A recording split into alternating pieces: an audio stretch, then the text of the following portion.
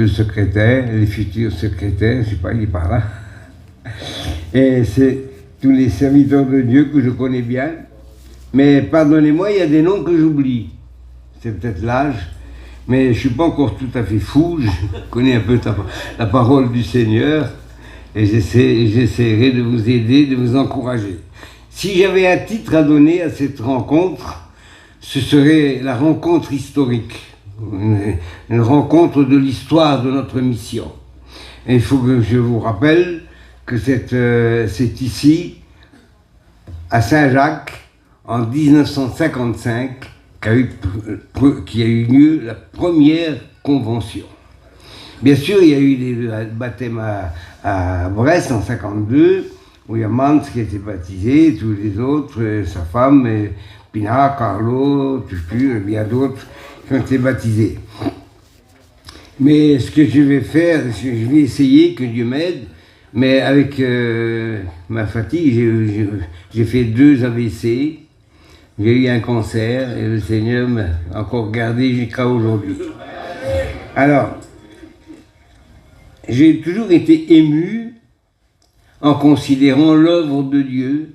C'est une œuvre, je ne dis pas unique, parce que dans d'autres pays, il y a aussi eu des réveils gigantesques. Mais j'ai remarqué aussi qu'au bout d'un certain temps, ça s'éteint. Et il faut tout recommencer. Il faut bâtir sur des ruines. Mais le privilège que j'observe chez nous, dans notre mission, c'est que plus on vieillit, plus on grandit. On a commencé en marchant au pas, et maintenant on est en train de courir. Qui aurait pu dire en 1955 que la mission aurait grandi à ce point-là? Eh bien, ça pourra vous faire plaisir de vous dire que la plus grande église, parce que quand on dit église, on ne parle pas du bâtiment, on parle d'un mouvement. C'est comme ça que se disent les gars. Alors que la plus grande église européenne de Pentecôte, c'est Vie et Lumière. C'est pas Balo qui l'a construit, elle vient du Seigneur. Nous avons été que des artisans, nous avons essayé de mettre en place, à mesure qu'on en avance, les modifications, ce qu'on a paru être le meilleur pour nous. Je suis rentré dans la direction en 69 à la Gravelotte. Et je suis resté, j'y suis encore, je ne sais pas, je ne me sens pas tout à fait démuni, je me sens toujours concerné par cette grande mission.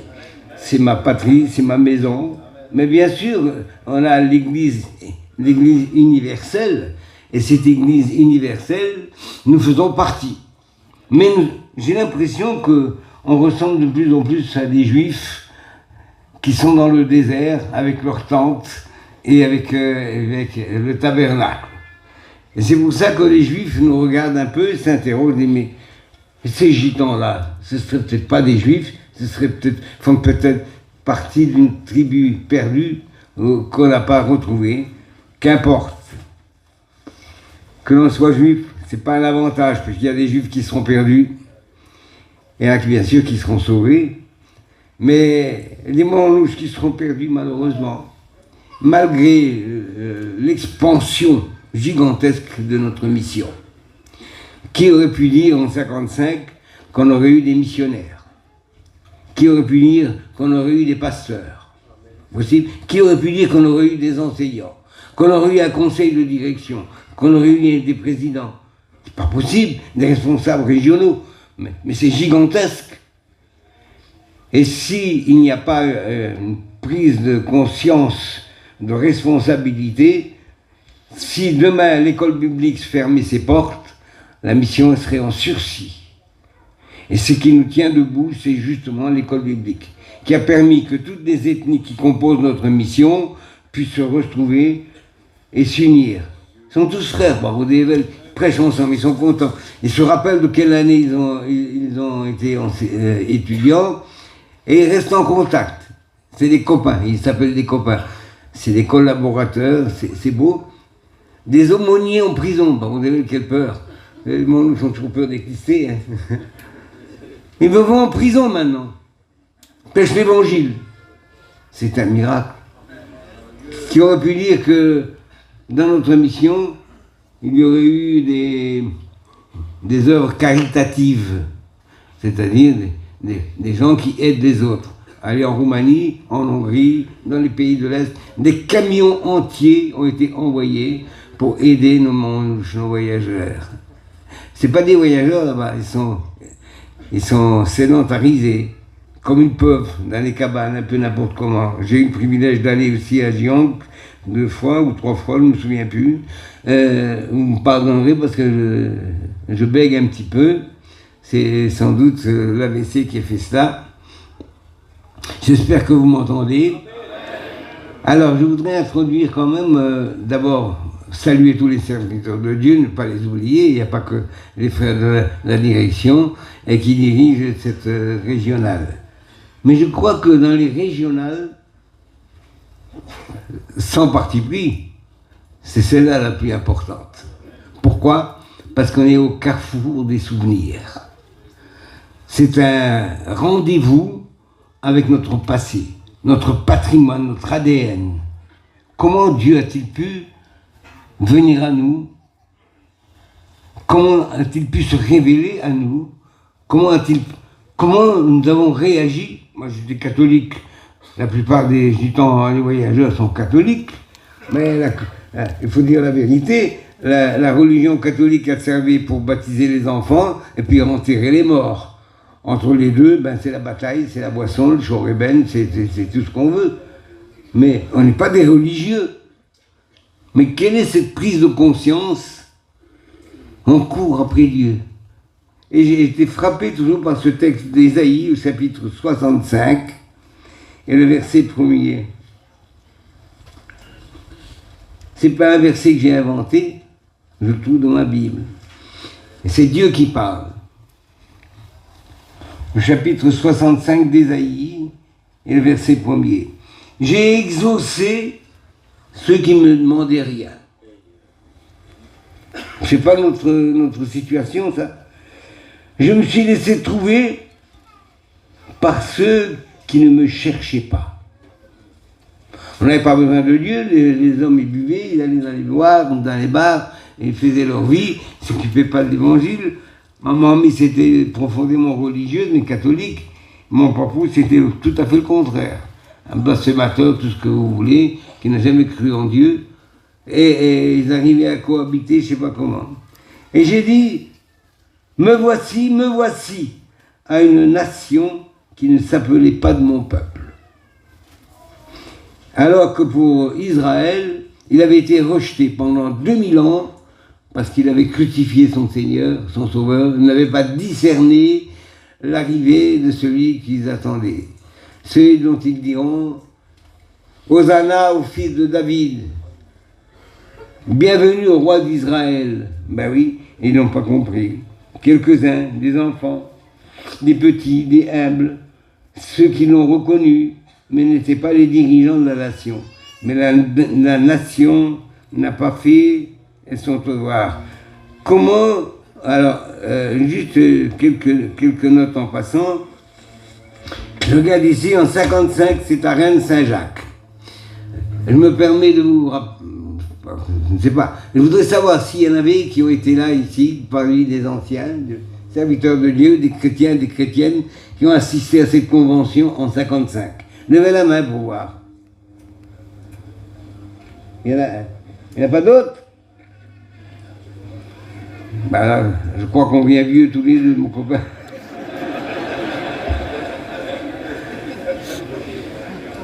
Cette convention a été marquée par le Saint-Esprit. La première convention, à Saint-Jacques. J'ai été baptisé. Mon père, ma mère, moi et ma sœur ont été baptisés dans le lac d'Apigné, ici. Le dimanche du culte, on allait à pied au pavillon des Lys, là où on faisait les marchés. Debout, pas de chaise. On priait intensément, on était dans la communion du Seigneur. Comment était-ce possible? Le frère Locosec avait invité un pasteur, je crois, qui venait les pays, pas des pays de l'Est, on appelle, oui, j'ai des trous de mémoire, pour me pardonner, hein, ne me jetez pas la pierre, hein. C'est né de Scandinavie. Et il nous avait dit, à nous, nos jeunes, moi j'avais 15 ans et demi, allez cueillir des fleurs.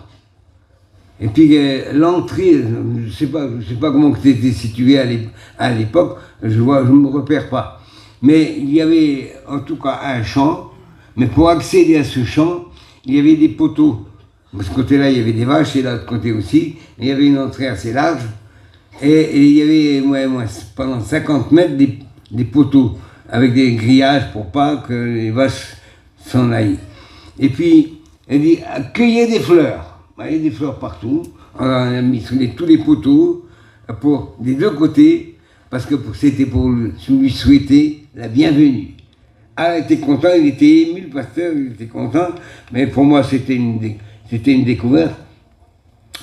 J'ai été baptisé, à l'époque, j'ai marqué ça dans ma Bible, au cas où, j'ai été baptisé le 3 juin 55 à la Convention de Rennes-Saint-Jacques, et baptisé dans le lac d'Apigné.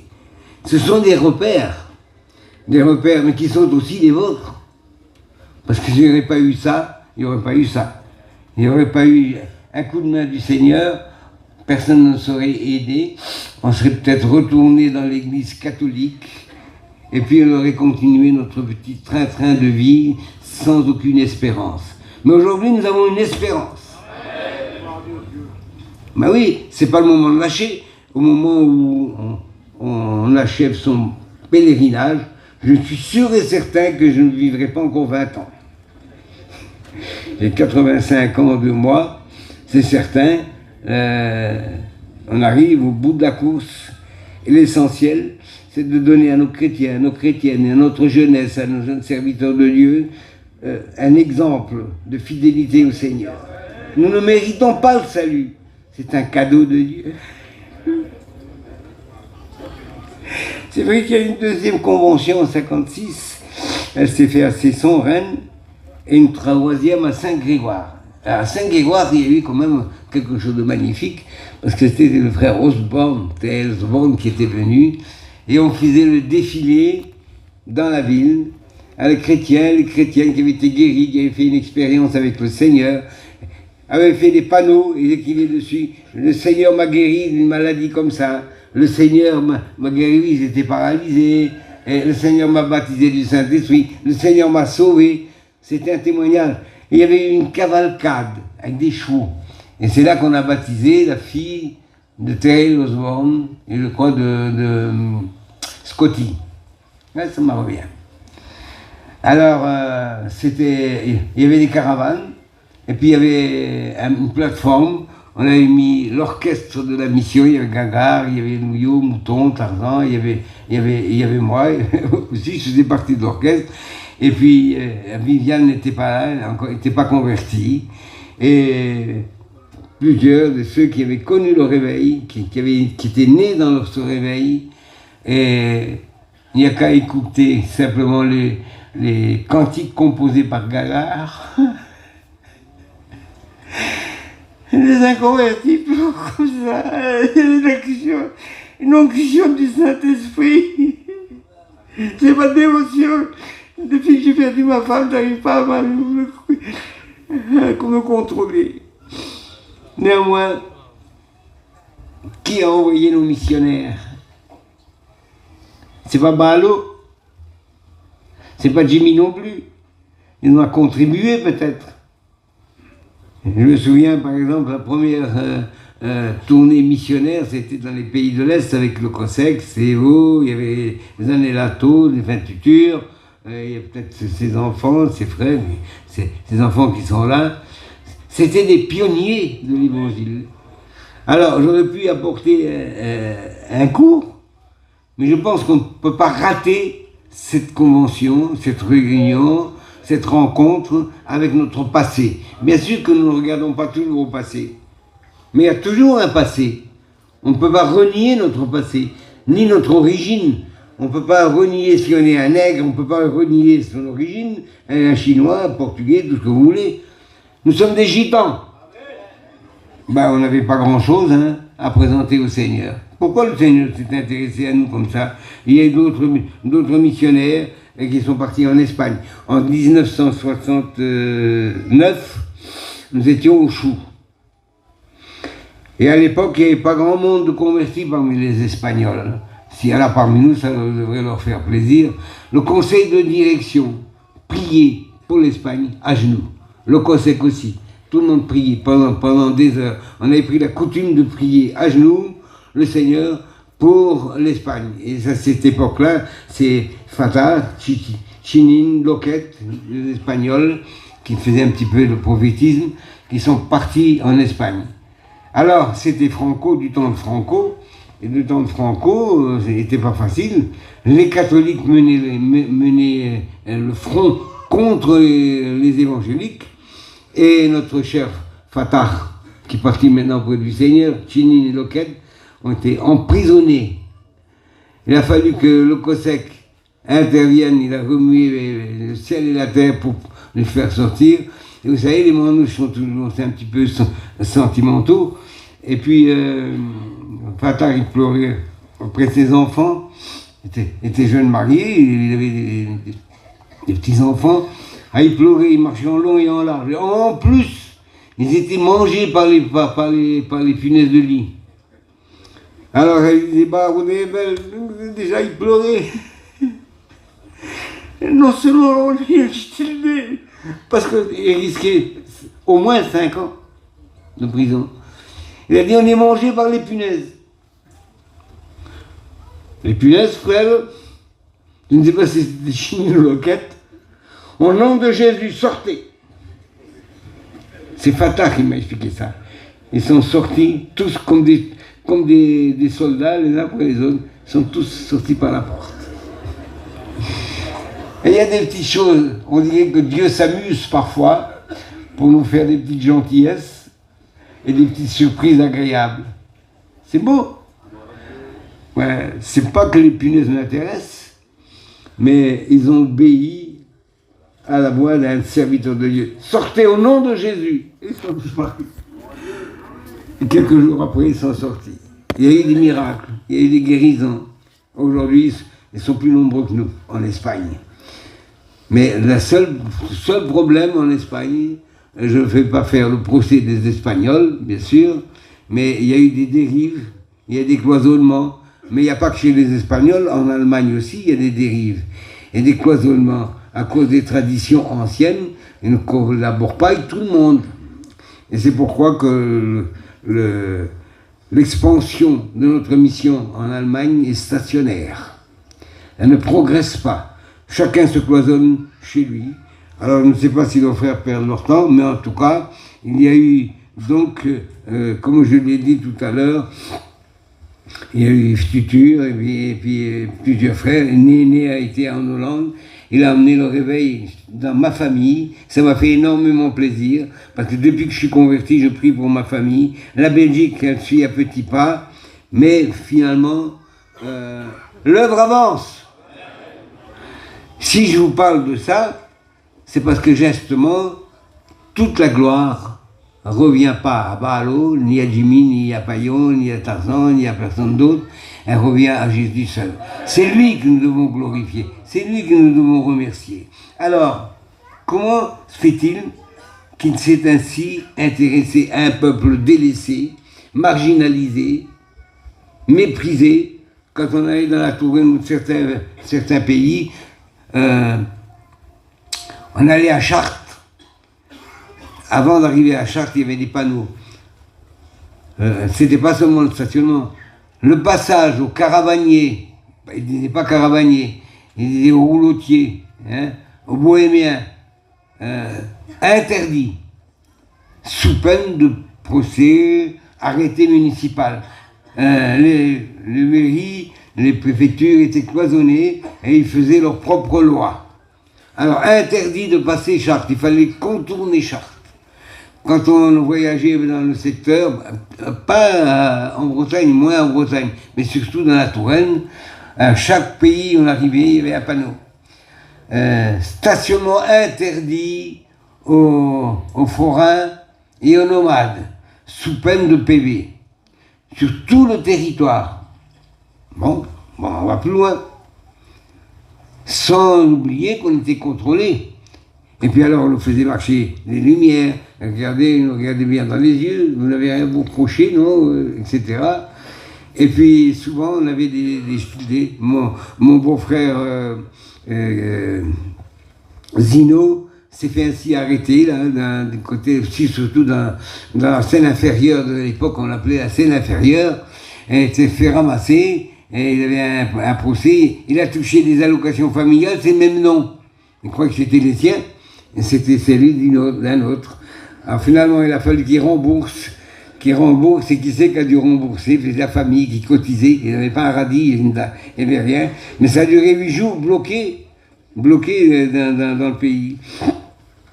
Alors, il y a une chose qui me dépasse, que je ne comprends pas. Pourquoi Dieu nous a-t-il appelés? Il y avait des évangélisations de tous les côtés. Et comment qu'on était? Je vais vous donner l'état dans lequel nous étions moralement. Vous pouvez voir Éphésiens.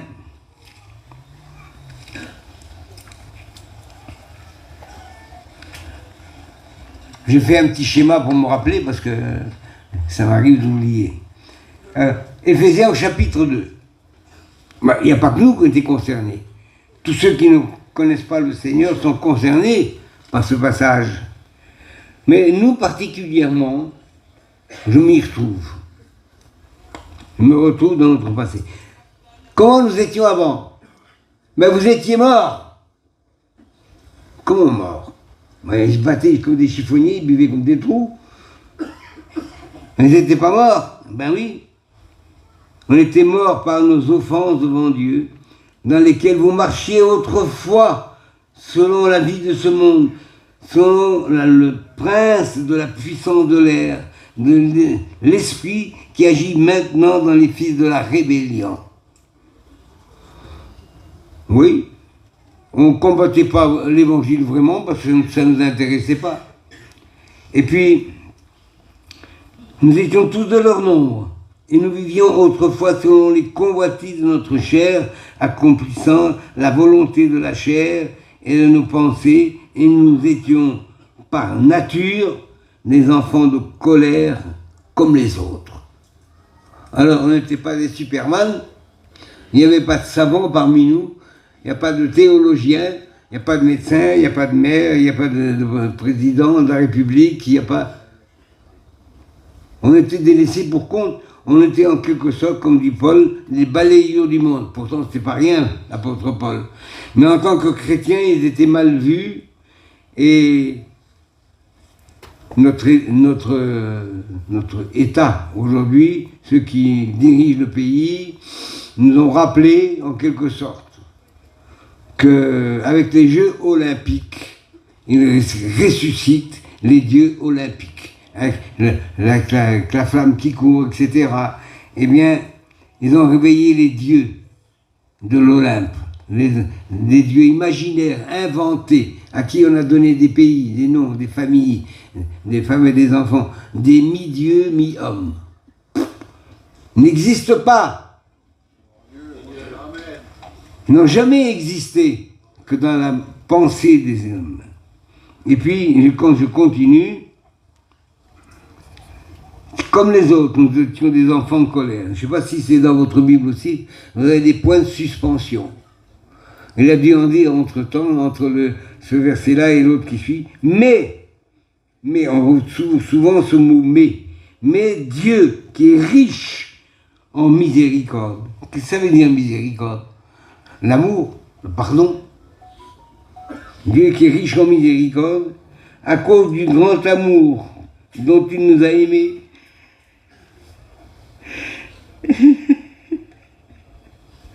Nous qui étions morts par nos offenses, il nous a rendus à la vie avec Christ. C'est par grâce que vous êtes sauvés. Il nous a ressuscités ensemble. Il nous a fait asseoir ensemble dans les lieux célestes en Jésus-Christ. On n'avait pas le droit d'arrêter dans un pays. Voici qu'on est assis dans les lieux célestes en Jésus-Christ. Vous vous rendez pas compte? Ça c'est une gifle pour ceux qui n'aiment pas les gitans, les voyageurs. Maintenant, on voit sur les réseaux, il y a 600 campings par là, des régionales, il y en a 500. Là-bas, du côté de comment ça s'appelle? Ouais. Comment ça s'appelle? Oui. Eh ben c'est un peu comme les conventions. C'est infini. Des 600 caravanes, pas possible. On est tellement encombrant. Alors, certains nous ont reproché et continuent de nous reprocher à la Fédération protestante, à la décorne. La Fédération protestante, Mario a joué son rôle aussi. Il y a des petits... je ne dis pas des comédiens, mais je ne dis pas d'autres mots, vous avez compris, qui sont en train de nous tirer dedans et de nous tirer dans le dos, en disant sortez de la Fédération protestante parce que c'est le diable, c'est le monde, etc. Ils marient, pardonnez-moi, les hommes et les femmes, et chacun de son côté. Je me sens concerné. Vous ne vous sentez pas concerné? En 1975, nous sommes entrés dans la Fédération protestante. Mais il n'y a pas que nous. Il y a les baptistes, les évangéliques, il y a les pentecôtistes, sauf le mouvement de Pentecôte. Parce que le mouvement de Pentecôte est toujours à la recherche d'être le meilleur. Et puis, c'est toi qui m'as envoyé, Mario, la lettre de la Fédération protestante. Je ne sais pas si elle a été bien connue, mais... c'est au pasteur, Malo. Au copasteur. Je l'ai lu. Oui. Mais il faudrait peut-être la mettre aussi sur Internet, parce que il faudrait que chacun sache. Nous ne sommes pas dépendants de la Fédération protestante au niveau doctrinal. La mission se suffit parfaitement. Mais il y avait un point particulier dans la charte de la Fédération protestante en disant, pour se reconnaître membre de la Fédération protestante, il faut prendre la Sainte Seine ensemble. On s'accueille les uns et les autres à la Sainte Seine. Et depuis qu'il y a eu un halte là, il y a 3 églises se sont engagées pour marier donc les personnes du même sexe ensemble. La charte a été changée en disant nous ne sommes plus obligés de prendre la Sainte Seine avec ceux. C'est bien ça, hein, Mario? Nous ne sommes plus obligés de prendre la Sainte Seine ensemble. Mais nous représentons toute la Fédération protestante. Mais c'est curieux, pourquoi en 1975, en ordre, nous sommes entrés dans la Fédération protestante, mais nous avions besoin d'un parapluie social et non pas doctrinal. Nous avions une école biblique avant les assemblées de Dieu. Vous le saviez, ça? Quand on a ouvert les choux, c'est seulement une année après qu'ils ont fait une école biblique avec Bernard Clément. On était les premiers. Et pourtant, quand on s'est converti, le Seigneur a tout préparé. Il nous a préparé des berceaux. Il nous a préparé des églises pour nous accueillir. Et je puis vous affirmer qu'il y avait un grand amour de la part des assemblées de Dieu à l'égard des gitans et des voyageurs qui se convertissaient. Nous avons été reçus comme des petits bébés. Ah, les frères gitans, ils auraient donné leur vie pour nous. C'était beau cet élan fraternel, cet amour fraternel. Et je regrette que je ne l'ai pas pris avec moi là. J'ai la lettre de Mans, j'avais parlé, bisous. La lettre de Mans, il n'était pas encore baptisé en 1952 et il avait voyagé du côté de Caen et Évreux par là. Et puis il avait chargé les chrétiens de faire une demande pour avoir des papiers pour pouvoir se marier. Et finalement, il a eu les papiers. En 1952, il avait demandé poste restante au nom de Jean Duville à la poste de Lannion. Lannion, c'est en Bretagne. Vive la Bretagne! Vive la Bretagne! Les premiers baptêmes ont eu lieu à Brest, Saint-Marc, et les gens qui sont venus, ils sont venus en auto de Bordeaux. Ils sont venus en auto de Bordeaux. Et il n'y avait pas d'hôtel, il n'y avait rien. Alors, on mettait un drap par-dessus un buisson, avec de la paille en dessous, puis on couchait en dessous, en attendant les baptêmes. Il y a eu des baptêmes. C'est vrai que là, ça a démarré, puisque les premiers baptêmes du Saint-Esprit se sont faits dans la cour, dans le sous-sol, une cave d'un serviteur de Dieu. Ah, je connaissais son nom. Bourdoulouse, c'est ça, hein, Bourdoulouse. Bourdoulouse, je l'ai bien connu, Bourdoulouse. Eh bien, Bourdoulouse, après, on était missionnaire là-bas à Tahiti, je ne sais pas où. Puis, Mans a été baptisé du Saint-Esprit dans cette cave. Alors, le COSEC faisait souvent la différence. À la Pentecôte, ils étaient dans la chambre haute, mais les gitans, ils étaient dans une cave. Mais c'est le même baptême du Saint-Esprit. Et le COSEC écrivait dans son livre, et il me l'avait dit à moi verbalement, le COSEC, parce que j'ai beaucoup voyagé avec lui aussi.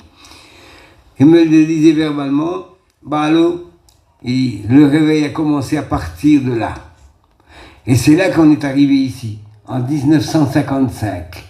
On venait du Nord, on était des gens du Nord. Il y avait des Vintrestins avec nous. Quand on est arrivé ici, il y avait des Parisiens aussi.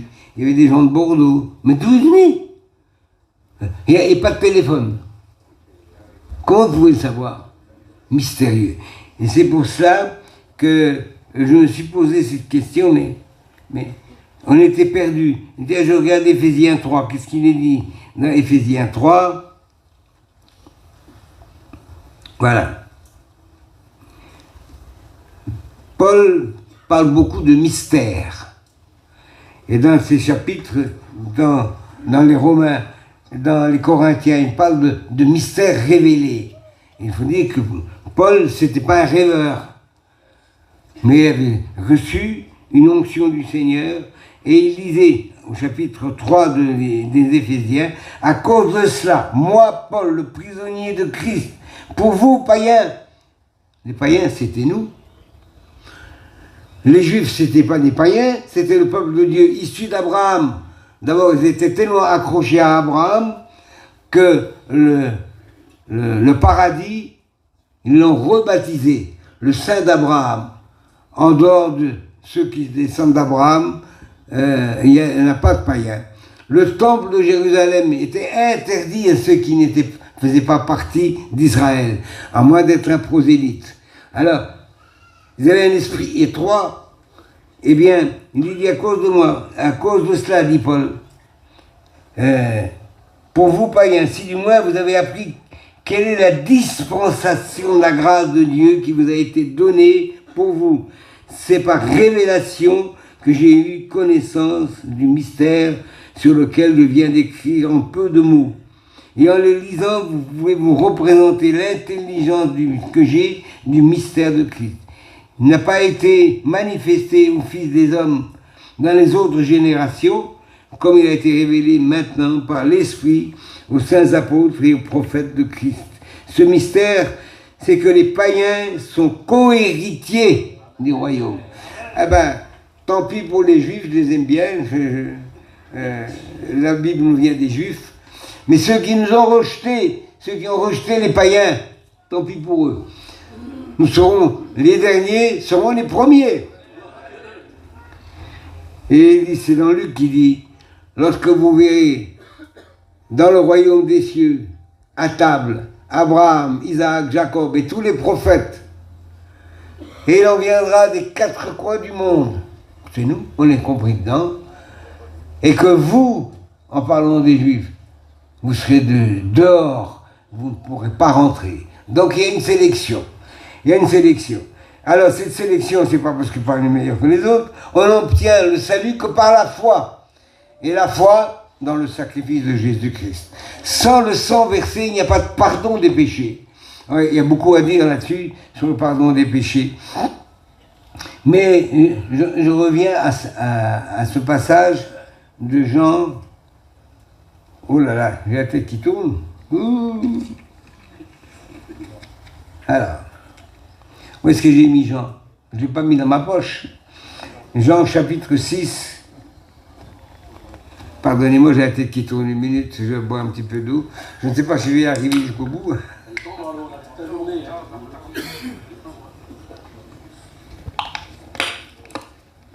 Je pense que ce que je vous dis, ça vaut largement une étude. Parce que c'est votre origine, c'est le départ de votre mission. Surtout, ne critiquez pas la mission. Ne la quittez pas, vous êtes en danger de mort. Ceux qui ont quitté la mission, qui nous ont fustigés, qui nous ont tiré dessus, qu'est-ce qu'ils sont devenus? Ils ont été oubliés. Ils sont dans la niche du chien. Alors,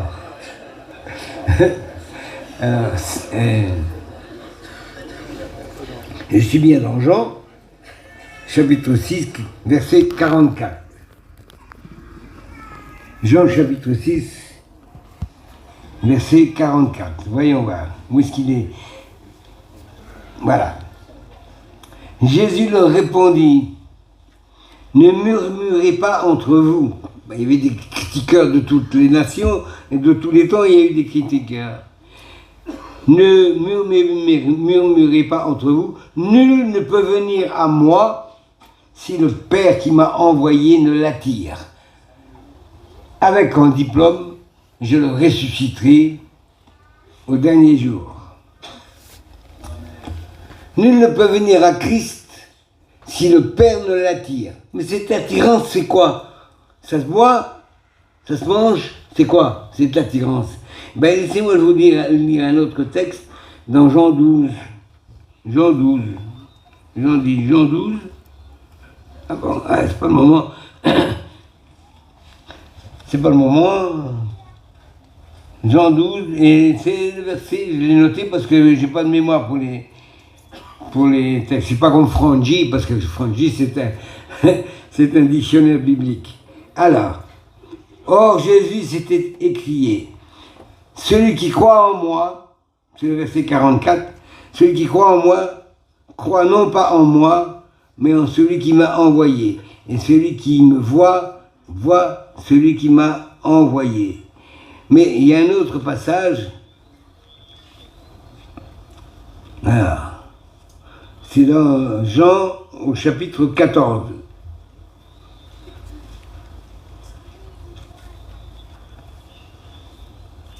Verset 23. Si quelqu'un m'aime, est-ce que vous aimez Jésus? C'est sûr? Levez la main pour voir. Ah mon Dieu. Merci Seigneur. Alors, si quelqu'un m'aime, il gardera ma parole. C'est à cela qu'on sera reconnu dans le monde comme étant des disciples. Mais aussi, si vous avez de l'amour les uns pour les autres. On ne peut pas se regarder en chien et chat, on ne peut pas se disputer du matin au soir. Quand vous allez faire la réunion de soir, vous vous disputez et vous vous battez avec les mâts de votre toile de tente, et après vous prêchez. Mais non, c'est à cela que vous serez reconnus comme des disciples si vous avez de l'amour les uns pour les autres. Il n'y a pas plus grand, il n'y a pas plus petit. On est à égalité. Il n'y a que les charges qui nous différencient. Alors il est dit ici, alors je reprends. Si quelqu'un m'aime, il gardera ma parole. Et mon Père l'aimera. C'est pas une douceur, ça? Je suis ému. Et mon Père l'aimera. Mais c'est pas beau de savoir aimer du Père. Vous l'avez jamais vu. Moi, j'ai jamais vu Jésus. Il y en a qui l'ont vu. Le privilège de l'avoir vu en vision. Moi, je l'ai jamais vu.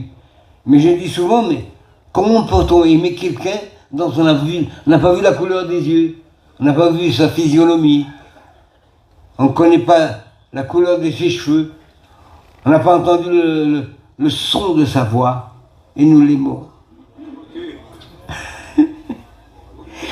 Nous l'aimons. Jésus a dit, Jésus a dit, celui qui aime son père, sa mère, ses frères, ses soeurs, sa femme, ses enfants, plus que moi, n'est pas digne de moi.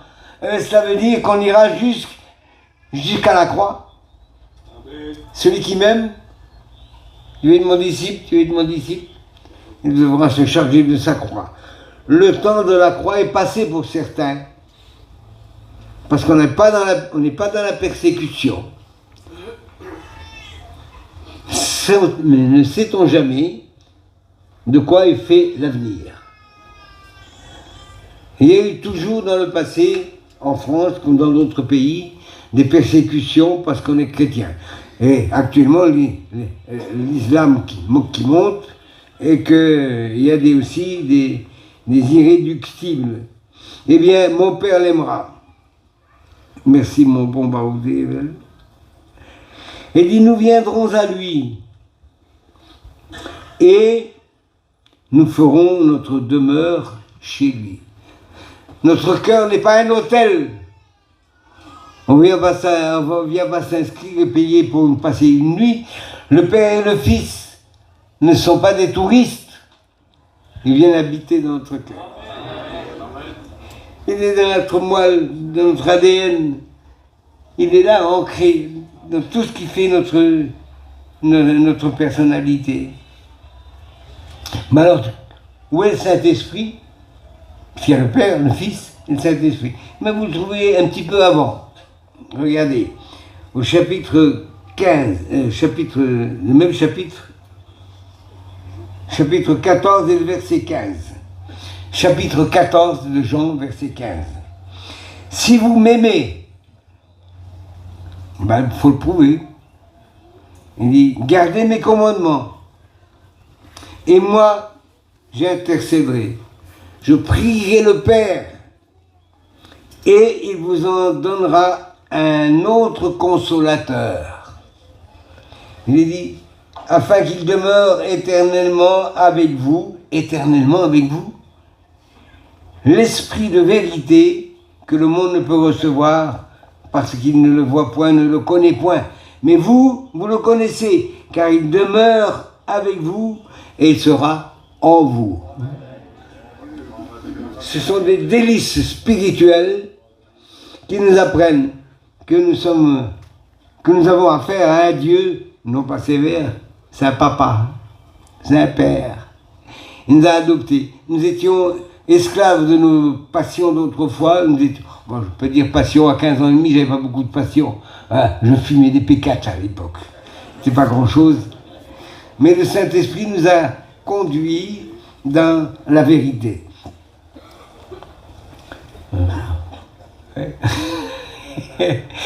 Tant pis pour vous, hein. Si vous voulez que je continue, on risque d'en avoir pour un petit moment. Non, je sais me corriger quand même et me concentrer. Il sera en vous. Le Père nous aime. Oh, mon Dieu, merci, on ne le méritait pas pourtant, mais il nous aime. On ne peut pas lui dire ne m'aime pas, Seigneur, mais si, il nous aime. Il n'aime pas notre péché, notre mauvais cœur, notre mauvais caractère, nos vilaines paroles, nos mauvaises habitudes. Mais nous allons nous corriger. C'est la marche dans la sanctification. Alors nous avons une sanctification pour laquelle on n'a pas payé. Elle nous vient du ciel, par grâce. Vous êtes sauvés par grâce. Regardez l'épître aux Romains. L'épître aux Romains. J'ai la tête qui... Voilà. Chapitre 5. Étant, c'est une situation. Il a dit, vous serez, il a dit, étant. Donc, étant donc justifié par la foi, vous êtes donc justifié. Ça veut dire quoi, justifié? Eh bien, on regarde un petit peu votre vie passée. Le diable vient, c'est l'accusateur des frères. Ah non, attention, il a fait ceci, il a fait cela. On va vérifier. Non, il n'était pas né à ce moment-là. Tant pis pour le diable, l'accusateur de nos frères. On n'était pas né. On est né de nouveau, d'après ce que Jésus dit. Si un homme ne naît d'eau et d'esprit, il ne peut pas voir le royaume des cieux. Il y a un proverbe qui dit... Attendez, faut que je le retrouve, le proverbe. Non, c'est l'Ecclésiaste. L'Ecclésiaste dit quelque chose qui m'a interpellé. Je suis dans Jérémie. Non, c'est pas dans Jérémie non plus. Alors, C'est bon, c'est avant Ésaïe. Il faut bien se détendre un petit peu. Regardez le chapitre 11 de l'Ecclésiaste. Il est dit ceci: tu ne connais pas le chemin du vent. Tu ne connais pas le chemin du vent. Le chemin du vent, il tourne, il retourne, il revient. Et Jésus a repris cette expression dans l'évangile de Jean au chapitre 3. Il faut faire attention que je ne déchire pas les pages de ma Bible. Au chapitre 3, c'est un certain savant, théologien, qui rase les murs le soir pour venir voir Jésus, parce qu'il ne voulait pas se faire remarquer. Et un homme d'entre les pharisiens, quand on dit pharisien à quelqu'un, ça veut dire qu'il n'est pas très adroit, pas très juste, pas très honnête. Mais il y a un homme d'entre les pharisiens, nommé Nicodème, chapitre 3, verset 1er. Et il vint de nuit. C'est évident, il ne voulait pas se faire remarquer par les autres. Et il lui dit: Rabbi, nous savons que tu es un docteur. Et quand il dit nous savons, il parle au pluriel, il engage les autres derrière lui aussi, ils le savent. Il dit que tu es un docteur venu de Dieu, car personne ne peut faire ces miracles si Dieu n'est avec lui. Je ne sais pas si ses disciples étaient avec lui, mais il aurait pu applaudir. Il dit, voilà un exemple, vous pouvez applaudir. Oui, il reconnaît que je suis un docteur venu de Dieu, parce que personne ne peut faire les miracles que je fais. Jésus lui répondit de façon déconcertante. Il lui dit: en vérité, je te le dis, si un homme naît de nouveau, il ne peut voir le royaume de Dieu. Nicodème, choqué, il lui dit: mais comment un homme peut-il naître quand il est vieux? Peut-il revenir dans le sein de sa mère et naître? Jésus lui répondit: en vérité, ça fait 4 fois qu'il le dit, je te le dis, si un homme ne naît d'eau et d'esprit, il ne peut entrer dans le royaume de Dieu. L'eau est toujours le symbole de la purification. Et il ne peut pas entrer dans le royaume de Dieu. Ce qui est né de la chair est la chair, ce qui est né d'esprit est esprit. Ne t'étonne pas de ce que je t'ai dit, il faut que vous naissiez de nouveau. Le vent souffle où il veut, et tu en entends le bruit, mais tu ne sais d'où il vient, ni où il va. Il en est ainsi de tout homme qui est né de l'esprit. J'ai toujours été interpellé par ce texte, et j'ai toujours pensé que Dieu nous attire, avec des cordages d'amour, mais sans savoir. Vous savez que les voyageurs étaient tous superstitieux, ils avaient peur du moulot, ils avaient peur des traditions. Ma mamie, elle ne coupait jamais du pain sans faire une croix dessus. Des fois, on mettait le pain à l'envers, elle dit: regarde ton Judas, t'es un païen, il faut mettre le pain à l'endroit. Pour eux, le pain, c'était le pain de Dieu. C'était presque l'équivalent de la Sainte Seine. Bien sûr qu'il y avait de l'exagération, mais il y a une trace de la foi derrière. C'était sérieux, c'était un respect. Et puis, naître de nouveau, le vent souffle. Mais le vent souffle dans la Pentecôte. Il est arrivé comme un vent impétueux qui a rempli toute la pièce. Il a dû faire du potin et du bruit. Toute la ville a couru pour voir ce qui s'est passé. C'était un avion en réaction, c'était un bang, à savoir qu'est-ce qui se passe. Ils sont tous arrivés et le Seigneur a donné rendez-vous à tous les Juifs et les prosélytes qui étaient dans la dispersion, parce que c'est le jour de la Pentecôte, c'est la fête des épis, et tout le monde vient. Il y avait, dans les Actes des Apôtres, j'ai énuméré 17 pays différents. Il a attendu que ces 17 représentants de ces pays soient là. Le Saint-Esprit est tombé sur eux comme un ouragan. Ils ne savaient pas ce que c'était que le baptême du Saint-Esprit. Vous croyez que les Manlouches savaient ce que c'était le baptême du Saint-Esprit? Vous ne savez pas. Alors, les premières manifestations, les cris, le parler en langue, ils ont dit: qu'est-ce qu'il a celui-là? Hein? Ah, je me souviens, non, Chasmini, hein? Quelle peur! Ben non, Seigneur, c'est pas possible.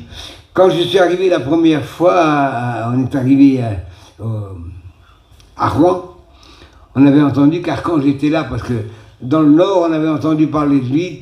Vous avez entendu Archange, c'est devenu un Rachaï. Rachaï, non, pas lui, c'est un homme de bringue, c'est un homme de vie. Mais si, je te le dis, pas possible. Alors il y avait la famille Hoffman avec nous, Saint-Véné, le frère Gouna. Elle dit, allons voir à Paris, il paraît qu'il est à Paris, la rue du Renard, 8 rue du Renard. J'ai visité cette rue-là et je suis arrivé dans cette salle, j'ai vu la première fois les gens parler en langue. C'était comme ça. Les hommes, ils avaient des cheveux jusqu'à là, ils avaient des bébés dans les mains, tout ça. Ils pleuraient, les larmes tombaient comme ça, c'est pas possible. Pourquoi ils pleurent? On se demande. Alors, à la place du globe destin, un globe destin, il y a plein de boue aussi, c'est normal.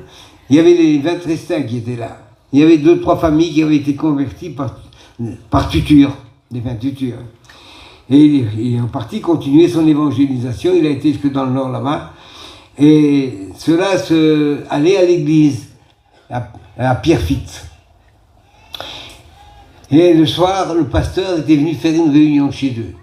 Ah, j'étais intéressé, mais qu'est-ce qui m'intéressait? Et je n'étais pas le seul. Alors, il y avait des femmes qui étaient dedans, là, et puis le pasteur prêchait. Je me suis approché pour écouter. Dans une caravane. Il n'y a pas beaucoup de place. J'étais devant, j'écoutais. Il y avait des chevaux, il y avait des brancards. J'étais devant, j'écoutais.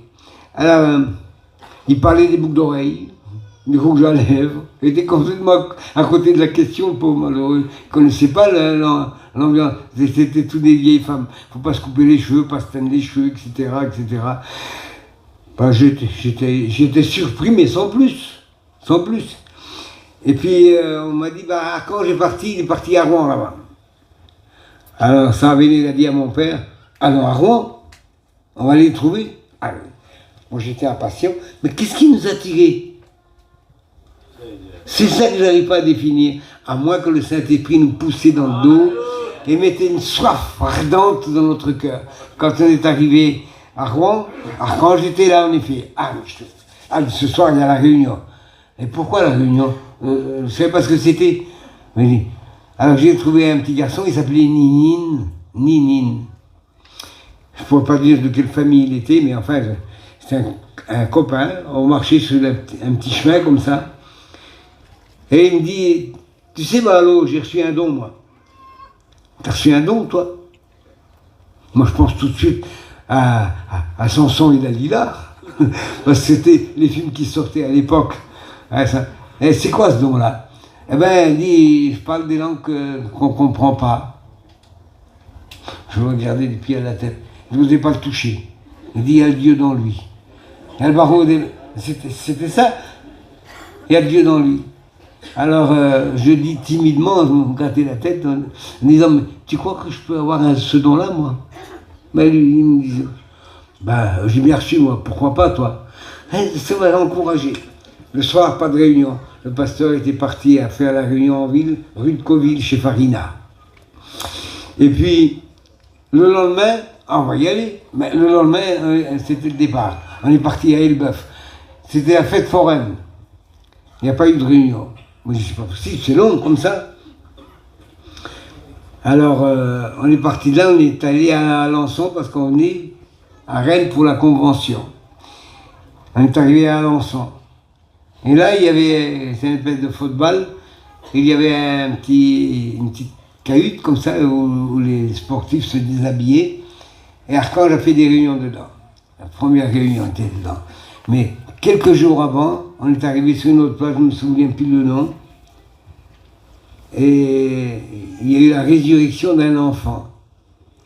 C'était avec Pinon, Rélard, je ne sais pas si tu connais Pinon. Alors c'était un homme fervent qui priait le Seigneur. Et puis Archange était parti.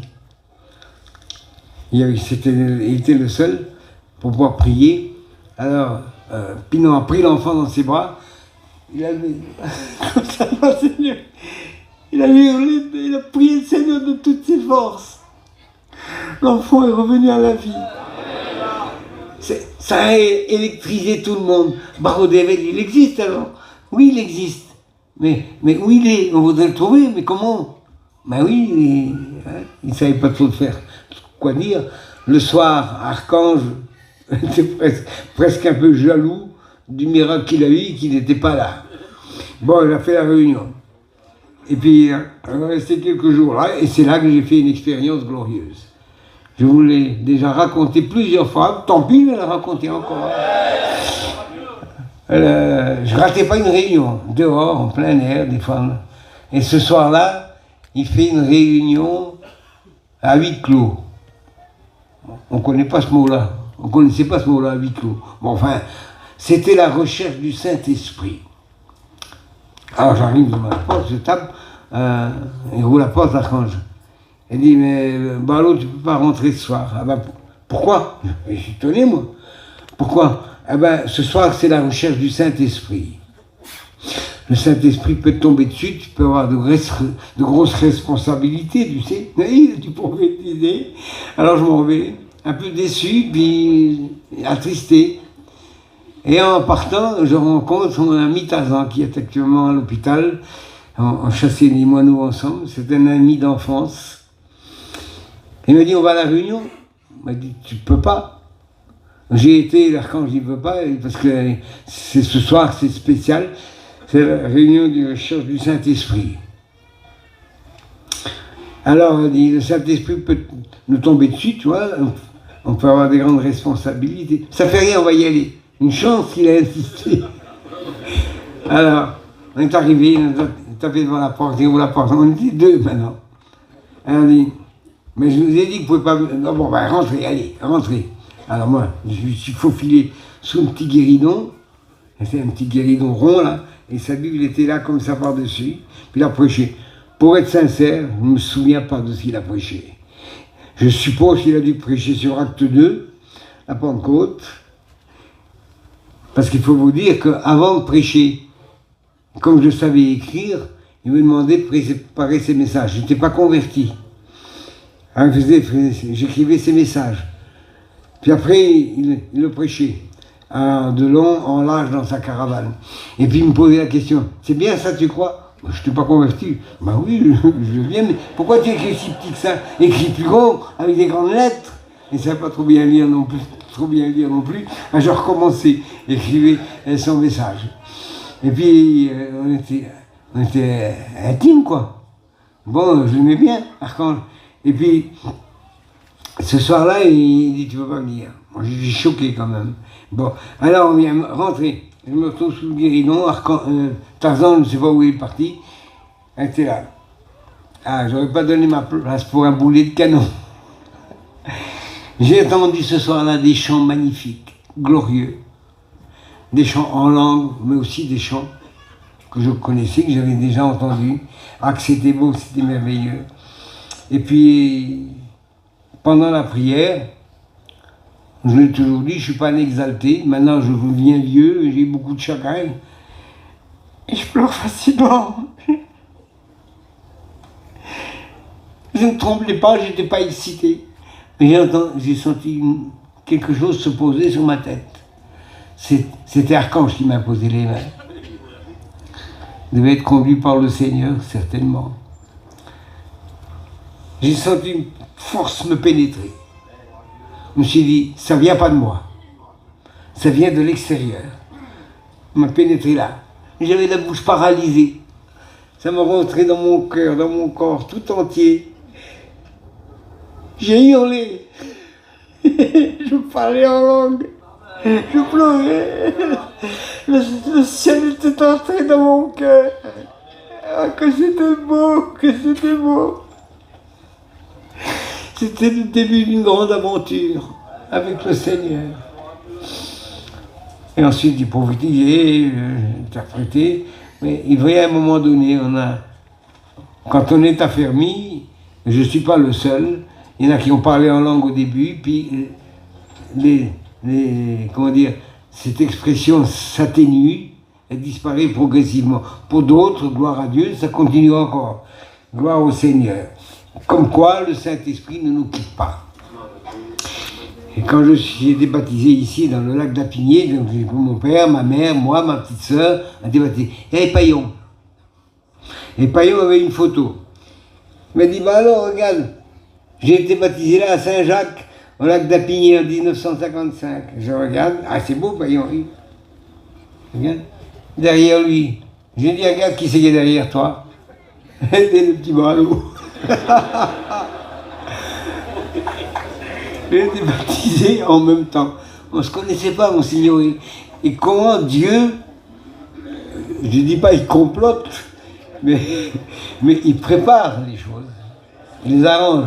J'ai travaillé toute ma vie avec Paillon, avec Jimmy aussi, avec Tarzan aussi, mais plus avec Jimmy et Paillon. Et le Seigneur a fait cette grâce magnifique de savoir que si le Seigneur nous appelle, si le Seigneur nous appelle, c'est quelque chose de formidable. Écoutez donc ce texte que je trouve dans Romains. Quel bavard. Il ne fallait pas me demander de prêcher.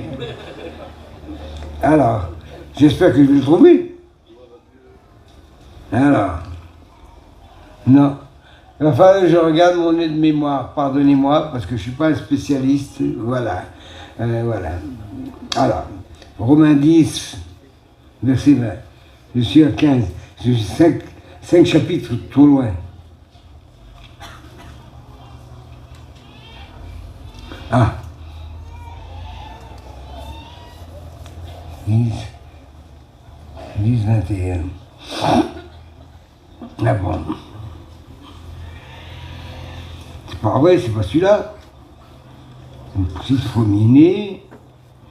Il y a un texte qui nous va à merveille. Ah, c'est les Corinthiens alors. Comme quoi, on a des trous de mémoire. Je suis dans les actes des apôtres.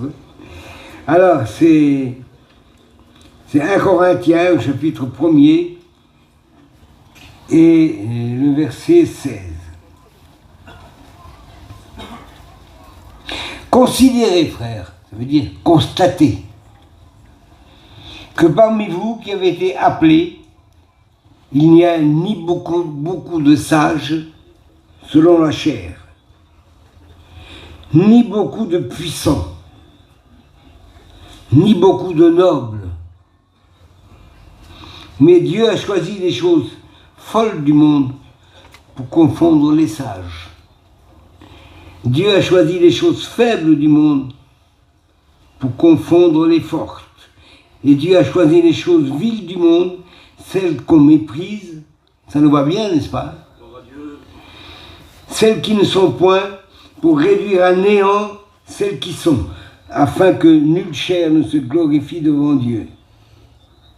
Or, c'est par lui que vous êtes en Jésus-Christ, lequel, de par Dieu, a été fait pour nous sagesse, justice, sanctification et rédemption. Rédemption, c'est d'être racheté de l'esclavage, briser les liens, casser les liens. Il y a des exemples dans les Actes des Apôtres, bien sûr, où les liens sont brisés. Pierre dans la prison, et également Paul et Silas lorsqu'ils sont en prison. Alors les choses faibles du monde, il n'y a pas de nobles, il n'y a pas de roi, il n'y a pas de prince, il n'y a pas des messieurs d'eux. Nous sommes des gitans. Des Tristan, des Ferré, des Maillère, tout ce que vous voulez, mais il n'y a pas de nobles. Vous avez déjà vu un gitan, maire d'un pays, même pas d'un village, même pas une bourgade, il n'a pas. Il n'est pas à la hauteur, il n'est pas diplômé. Ah si, il y a un qui a été diplômé, c'est Jimmy. Comment on appelle la Légion d'honneur. C'est le seul qui l'a obtenu. Bon, eh bien, il n'y a pas de nobles. Pourtant, on est les gens les plus nobles du monde entier. Vous savez pourquoi? Parce que Dieu s'est plu, ça lui plaisait, parce qu'il nous a aimés, il a fait de nous ses enfants. Nous étions autrefois des pécheurs dans le monde, morts, marchant dans les convoitises charnelles de la vie, et il a fait de nous des ressuscités à une nouvelle vie. Or, cette résurrection nouvelle implique beaucoup de choses. Dans l'Ancien Testament, il y avait de l'esclavage. Ça a toujours existé quelque part dans le monde. Et puis, on pouvait les libérer de quelque façon. Le patron pouvait le renvoyer à vide en disant « Va-t'en, débrouille-toi, je te rends libre ». Mais il aurait tout de suite tombé sous un autre patron beaucoup plus sévère. Mais non seulement le Seigneur a brisé nos chaînes, il nous a réhabilités. Il a fait de nous ses enfants. Mais ses enfants? Mais c'est pas possible, on ne peut pas être des enfants de Dieu. On est sales comme des peignes quand même. Hein? On jurait, pardonnez-moi, on jurait, on disait des vilaines paroles, on se battait, on était comme des chiffonniers, il y avait des rancunes interminables. Il a fait de nous ses enfants. Votre passé, messieurs, mesdames, il est effacé. Vous n'existez qu'à partir de votre nouvelle naissance. Et votre Père, c'est le plus grand des rois. C'est le roi des rois et le Seigneur des seigneurs. Je ne peux pas te dire, Seigneur, mais non, tu ne peux pas faire de nous des enfants, on est trop sages. On est méchants, on a tous les défauts. Si, tu es mon enfant. Mais comment, Seigneur? Parce que tes péchés, ils ont été lavés, ôtés, dans le sang de Jésus-Christ. Dans l'Ancien Testament, ils étaient que couverts. Et tous les ans, on rappelait le souvenir des péchés qui ont été pardonnés pour l'année et on recommençait sur une année nouvelle. Mais on recommençait indéfiniment. Jésus est apparu une seule fois. Il a ôté le péché des anciens, ceux de son temps qui ont cru en lui, et ceux qui viennent depuis. Il est le même hier, aujourd'hui et éternellement. Il embrasse les trois périodes. Vous le croyez ça? Jésus ne meurt pas. Mais comme Dieu a créé l'homme à son image, dans la Genèse, et dans toute la généalogie de Genèse 5, on retrouve tous les hommes de la foi, et tous les noms sont significatifs dans l'attente d'un sauveur. Il n'y a personne qui a pu sauver, même pas Enoch. Personne n'a pu nous sauver. Ah, le dernier de l'échelon, c'était Noé. Et Métuséla disait, celui-ci va nous consoler de nos chagrins, de nos peines et de nos souffrances, provenant de la terre que l'Éternel a maudite. Et Noé, c'est consolation. Et la consolation est venue beaucoup plus tard avec le Seigneur Jésus. Lorsqu'il est venu, il était celui qui va mourir pour tous les géants de la foi du passé. Et il est mort pour ceux qui ont osé croire en lui pendant son ministère terrestre. Et à partir de là, après sa crucifixion et sa résurrection, il est vivant à jamais. Alors, il y a encore des conversions, il y a encore des miracles, il y a encore des résurrections, il y aura encore des cœurs changés. Et on peut dire quand même que le plus grand des miracles, c'est d'avoir changé nos cœurs, notre mentalité, notre façon de parler, changer notre langage. Mais c'est plus le même, c'est pas possible. On disait, mais c'est pas le même. À cette convention ici, en 1955, il y avait... comment il s'appelait oui, quand la tête me tourne, laissez-moi boire juste une goutte d'eau. Parce que j'ai le sentiment que je n'aurai pas toujours l'occasion de vous parler de ces choses-là.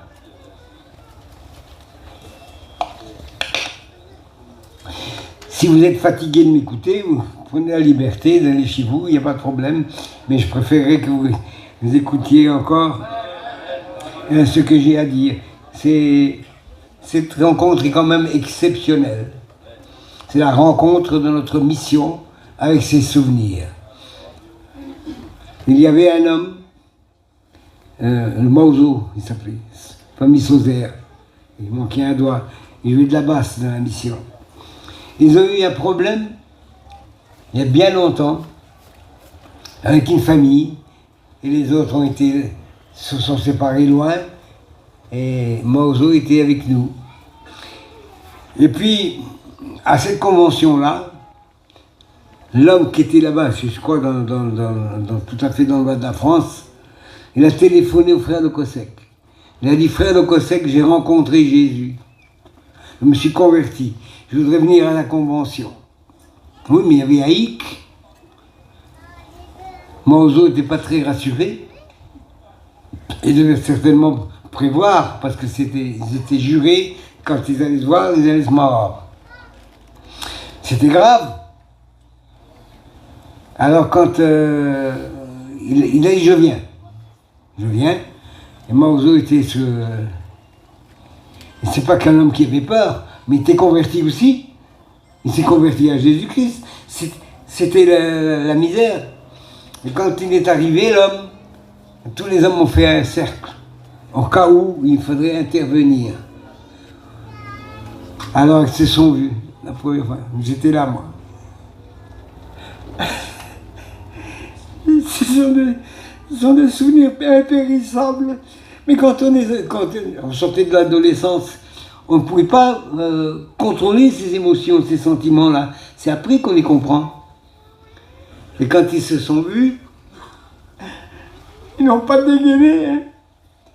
Ils sont tombés dans les bras l'un de l'autre, en pleurant comme deux enfants, réconciliés. Qui a pu faire ça? C'est pas le Saint-Esprit qui a pu faire ça? Le Saint-Esprit sera avec nous tous les jours. Jésus l'a dit, je suis avec vous tous les jours jusqu'à la fin du monde. Et il fallait que je vous explique cela.